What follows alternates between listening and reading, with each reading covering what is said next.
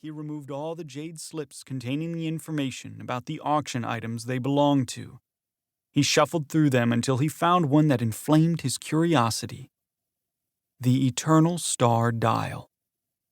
Kiran examined the expertly carved ornament. Like a regular sundial, it had a sunstone dish perched on a stone pillar base.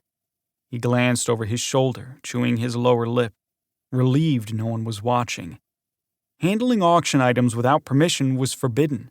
The thundering of his heart was the only sound as his fingertips brushed the bronze dial at the center of the dish.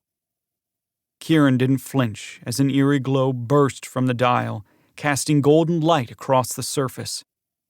According to the Eternal Star Dial, it was mid-morning. Kiran snatched the jade slip, eager to know more. The Eternal Star Dial had been recently discovered in the ancient vaults under the Temple of Heaven's Mercy. Underneath the base of the star dial was the dragon seal of Lord Jingrua. Kiran recalled from the historical scrolls that Lord Jing was a fearsome dual-core sage cultivator who had lived during the reign of the Jade Sun Emperor. Jingrua had time essence affinity, but it hadn't helped him predict his death by wither rot. As paranoia took root in his mind, he ordered the execution of all dual-core cultivators. Kiran was not surprised the jade slip failed to mention this dark truth. In the past few years, Kiran had read thousands of jade scripts, and he knew the auction appraiser J. Rogan's signature so well he could copy it from memory. Rogan visited the auction house many times, and Kiran knew very well that he was the type of appraiser who would not sign his approval if he predicted the information provided on the slip was bad for business. Kiran's eyes went wide as he read the last line in the jade slip.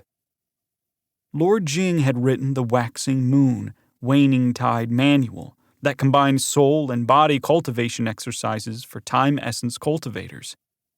If he could get his hands on that manual, he could practice exercises to apply his time affinity skills once he could access his stored time chi. His skin buzzed with anticipation. The manual had been passed down to Jing's descendants, who possessed unusual bloodline abilities associated with their time affinity. Where was it now? His excitement soon died as he read on. The manual was lost to time. Kiran threw the jade slip aside, too tired to hide his frustration. He'd fallen asleep the night before with the ghost of his birth mother's face haunting his dreams, while his family crowded around, remaking him in their image. He'd awoken in a cold sweat, aching and alone, thinking about the injustices of the past that he, as a troubled young Unblood, had no control over. Pushing those thoughts away, he focused on the star dial. A strange feeling washed over him, stirring the time chi stored deep within his core. It took Kiran 4 years to learn how to gather time chi and store it within his core. He was an Unblood, after all.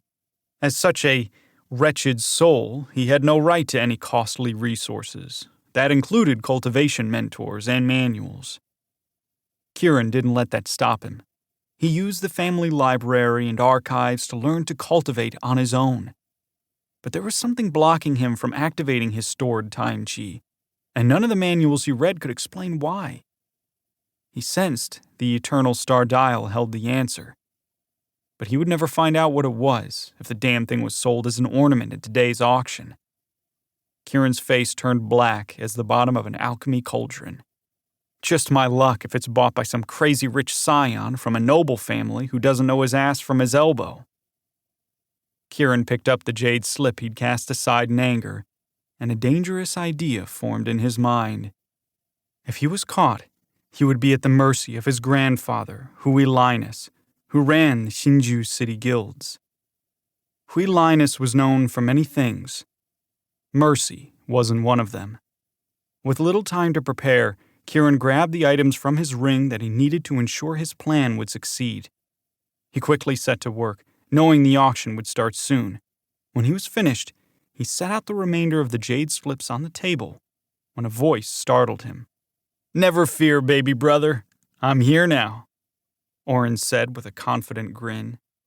Fair-skinned like their father, Oren wore his sandy brown hair in a neat topknot.